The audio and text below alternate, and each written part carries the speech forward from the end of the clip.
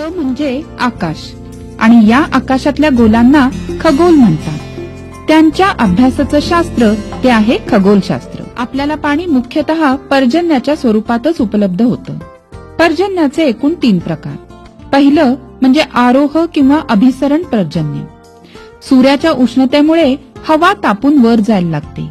वर गेल्यावर ती थंड होते, त्यामुळे त्यातल्या बाष्पाचं जलकणात रूपांतर होतं आणि पाऊस पडतो. सगळे प्राणी प्रत्यक्ष किंवा अप्रत्यक्ष अन्नासाठी ज्या वनस्पतींवर अवलंबून असतात त्यांचं जीवन हे मृदांवर अवलंबून असतं.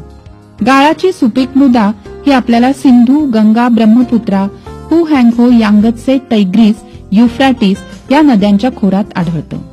भारतीय द्वीपकल्पात पठारी भागात काळी मृदा, तर चीनमध्ये लोएस मृदा आणि वाळवंटी प्रदेशात रेताड मृदा आढळते. ओसाका हे होन्शू बेटावरचं महत्वाचं शहर आणि सागरी व्यापारासाठी प्रसिद्ध बंदर.